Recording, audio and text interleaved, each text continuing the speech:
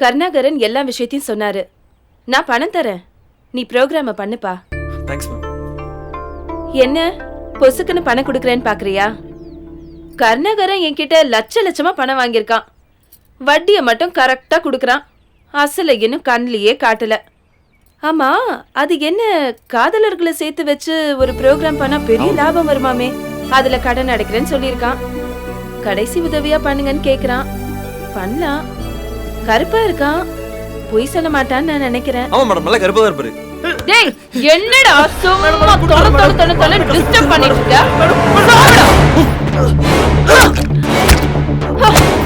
டேய், இந்த நாய் வந்து அள்ளிட்டு போங்கடா. தம்பி, இதெல்லாம் தப்பா எடுத்துக்காதீங்க. வாங்கின கடனை திருப்பி கொடுக்கலன்னா நான் இப்படிதான். நேத்து ரியல் எஸ்டேட் பண்ண வந்த பசங்களாம் நடிகைகளை வச்சு ப்ரமோட் பண்ணி பெரிய லெவலுக்கு போயிட்டாங்க. அதான் நானும் உன் ப்ரோக்ராம்க்கு ப்ரொடியூசர் ஆகி அடுத்த லெவலுக்கு போக போறேப்பா. இந்த அஞ்சலியோட ஆசைய நீ தப்பா நிறைவேற்றணும். சரி, போயிட்டு வாங்க. டேய், அடுத்த கடைக்காரனை கொண்டு வாங்கடா.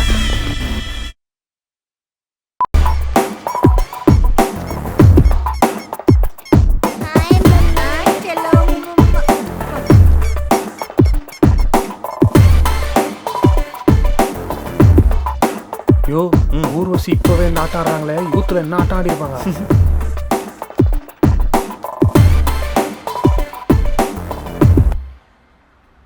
வாங்க. இந்த ப்ரோக்ராம் நல்லபடியாக சக்ஸஸ்ஃபுல்லாக நடக்கணும்னு நீங்கள் நினச்சா மட்டும் தான் மேடம் முடியும். ப்ளீஸ் மேடம், ஒத்துக்கோங்க madam. No no no no, இந்த சீட்டிங் எல்லாம் வெளியே தெரிஞ்சா பத்திரிக்கை டிவியில என்ன நார அடிச்சிடுவாங்கப்பா. ஐயோ, வேணா ஒரு ஐடியா சொல்றேன். இந்த ஓடாத சேனலை வித்துட்டு முந்தானே முடிச்சு பாட்டும் எடுங்களேன். நான் வேணா ஃப்ரீயா நடிச்சு கொடுக்குறேன். இது ஃப்ரீயா நடிக்கும், ஆடியன்ஸ் காசு கொடுத்து பார்க்கணுமே. ஏன் அவர் திருத்தருன்னு முடிக்கிறாரு? இல்ல மேடம், அந்த பட்டில நீங்களும் பாக்யராஜ் சாரும் ஒன்னு சேர்ந்து சுபம் போட்டாங்க. ஆமா, அதுக்கப்புறம் எப்படி பாட்டு எடுக்க முடியும்? சுபன் போட்டா என்ன? அந்த சீன் எதுல முடியுது? சாந்தி முகூர்த்தத்தில் தானே. கதையில எங்க 2 பேருக்கு ஒரு பெண் குழந்தை பிறக்குது. அதான் நான். உங்க டேட்ஸ் ஓகே, பாக்கியராஜ் சார் ஃப்ரீயா இல்ல? சார்லன்னு என்ன, அவர் மக சாந்தன் இருக்கிறாரு. அவர் என் கூட நடிக்கிறதுக்கு ரொம்ப இன்ட்ரெஸ்டா இருக்காரு. அவர்கிட்ட பேசி நான் டேட் வாங்கி தரேன். என்ன சொல்றீங்க? மேம் ப்ளீஸ் மேம், இது எப்படியாவது பண்ணி கொடுங்க மேம். அது மட்டும் இல்ல மேம், நல்ல ப்ரோக்ராம். எம்டி ஏற்கனவே ஐசியூல இருக்கிறாரு. இந்த விஷயம் கேள்விப்பட்டா நேரா கண்ணம்மாபேட்டைக்கு போயிடுவாரு. தயவு செய்து நீங்க ஒத்துங்க மேடம். நடக்கவே நடக்காது. அதை பாருங்க. நீங்க படம் எடுக்கிறதா இருந்தா வாங்க, ஒரு 2-3 லட்சம் கூட நான் குறைச்சிக்கிறேன். அதை விட்டு இந்த டிவி ப்ரோக்ராம் சீட்டிங் அது இதுன்னு வராதிங்க. தயவு செய்து நாளை விட்டுருங்க. நான் உங்களை கையெடுத்து கும்பிடுறேன். ஏன்? ஐயோ, அதுக்குள்ள போயிட்டாங்களா?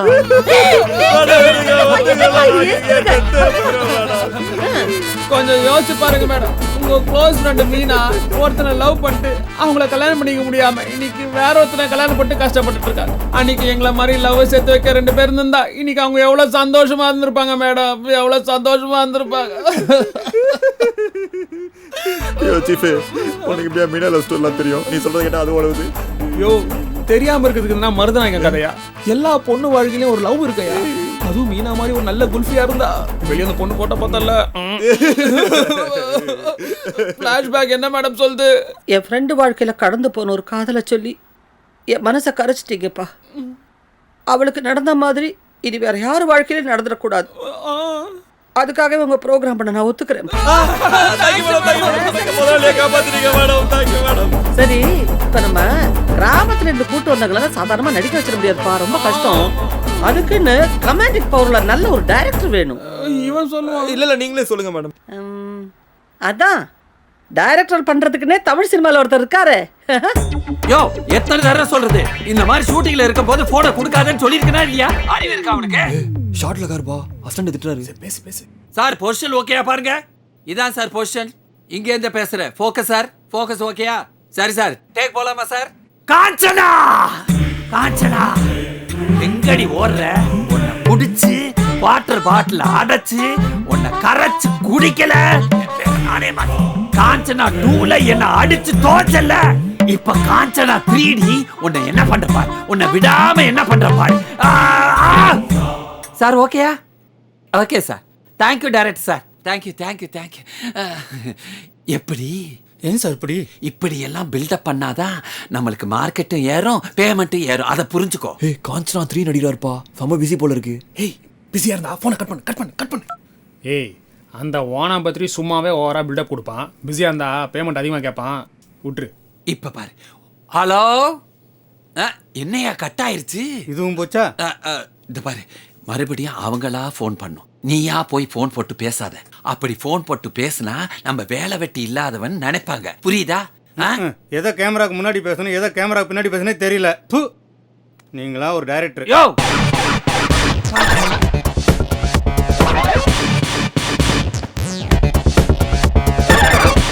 என்ன இவ்வளவு நேரம் ஆச்சு இன்னும் போன் வரல? யோ செல்வம், இங்க வாயா. சார். யோ, இப்போ ஒரு கம்பெனில இருந்து ஃபோன் பண்ணாங்கல்ல, அவங்க கிட்ட இருந்து ஃபோன் வந்துச்சா? இல்ல. சரி விடு. டேய், அவங்க அட்ரஸ் ஆது தெரியுமா? நேர்ல போய் சான்ஸ் கேட்போம். தெரியாதே. தெரியாது தெரியாதுன்னு சொல்றீங்க. நீ எல்லாம் ஒரு மனுஷன், நீ எல்லாம் ஒரு மேனேஜர். அட்ரஸ் வாங்கி வைக்க வேணாம். போ. போனியா போன் ஆன் பண்ணு. காஞ்சனா, எங்கடி ஊர்ல உன்னை விட மாட்டேன்டி. உன்னை அப்படியே புடிச்சு வாட்டர் பாட்டில அடைச்சு கரைச்சு குடிக்கல என் பேரை நான் மாத்திக்கிறேன். ஏன் சார் போன் வரும்போதெல்லாம் ஸ்பீக்கர் முழுங்கின மாதிரி கத்திட்டு இருக்கீங்க? இது வரைக்கும் 10 போன் வந்து கட் ஆயிருக்கு. திரும்ப கூப்பிடுவான்னு சொல்றீங்க, ஒருத்தங்க கூட கூப்பிட மாட்டேங்கிறான். இந்த பில்டப்பை கதையில காமிச்சிருந்தீங்கன்னா நாம எப்பயோ பெரிய ஆயிருக்கலாம். ச்சே, ஓவர் ஆக்டிங் பண்ணிட்டோமோ? இப்படி கேரக்டர் எல்லாம் அக்கு வேற ஆணி வேறையா பிரிச்சு போர்டெல்லாம் மாட்டி சூப்பர். இந்த ஐடியா கொடுத்தது யாருங்க? சார் நான் தான் சார். எப்படி சார் இருக்கு? ரொம்ப நல்லா இருக்கு. இவ்வளத்தையும் பண்ணிட்டு டைரக்ஷன் நீயே பண்ண வேண்டியதானே, அப்புறம் நான் எதுக்கு வரேன்? நீங்களே செலக்ட் பண்ணுங்க சார். ஓலா பாடி வச்சு என்னமா உதார விடுறான்? கேரக்டர் எல்லாம் பிரிச்சிடலாமா சார்? அதான் எல்லாம் பிரிச்சு வச்சிருக்கோமே சார். நீ அடங்க மாட்ட போல. போய் ஜூஸ் எடுத்து வாயா. கொத்தவரங்காய் ஜூஸ். வாயா ஜூஸ். போய் 2 ஆப்பிள் ஜூஸ் ஐஸ் போட்டு எடுத்து வா. போ.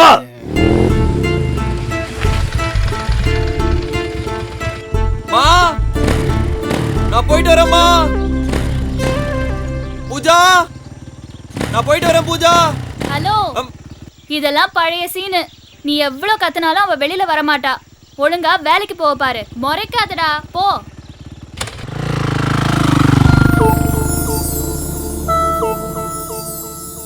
Let's welcome Mrs Urvashi.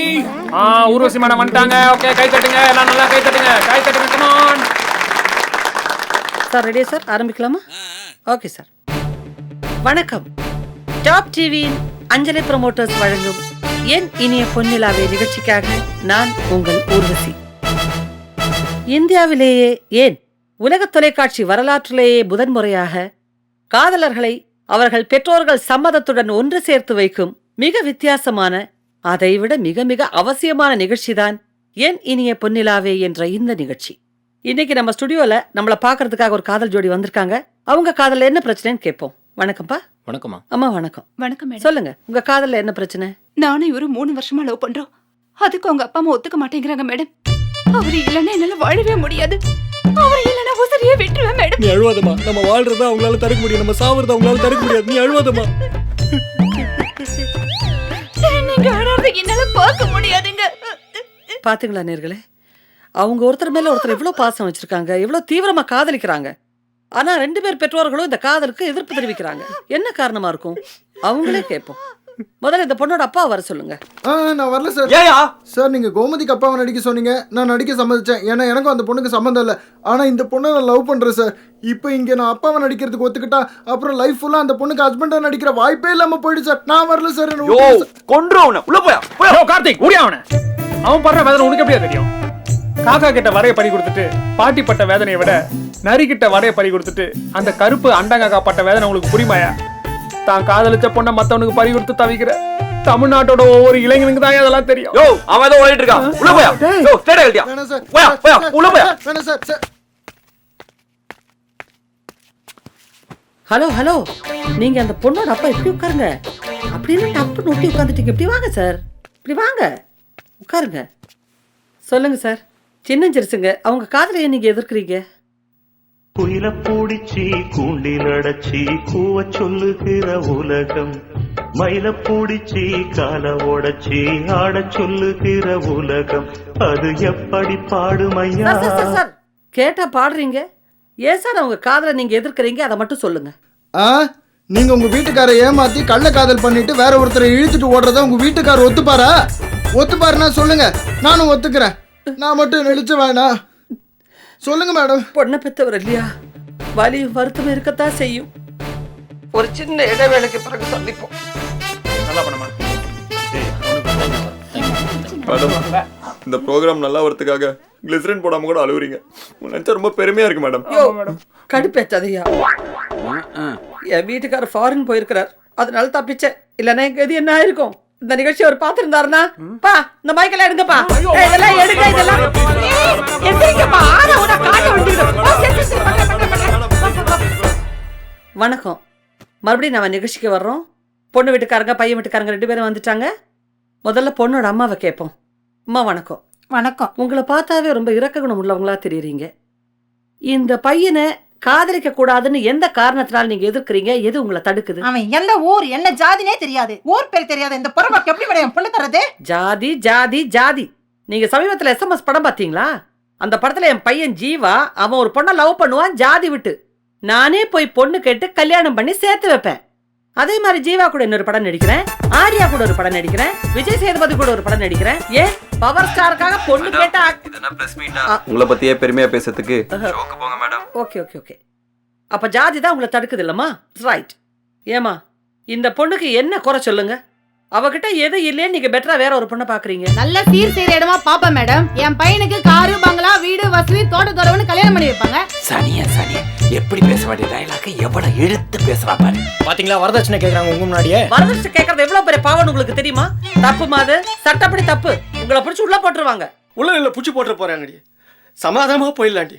நம்ம பிள்ளைக்காக தாண்டி வாழறோம், ஊருக்காக வாழறோம். சமாதானமா போயிடலாண்டி. ஒத்துக்கடி ஒத்துக்க. என்ன மன்னிச்சிருங்க மேடம். சொந்தக்காரங்க பேச்செல்லாம் கேட்டுக்கிட்டு ஏதோ புத்தி கேட்டு போய் இப்படி பண்ணிட்டேன். எவ்வளவு நல்ல வரத சொன்னீங்க. எப்படிமா உங்களுக்கு ஓகே தானே? என் பொண்ணு சந்தோஷம் தாமா, ஏன் சந்தோஷமோ. 2 குடும்பங்களும் பேசி தீர்த்துட்டாவே எல்லாமே சரியா போயிடும். வாங்கப்பா மாலை எடுத்துட்டு வாங்க. போடுப்பா. இந்த எபிசோடு சென்டிமெண்டா இருக்கணும் கார்த்தி.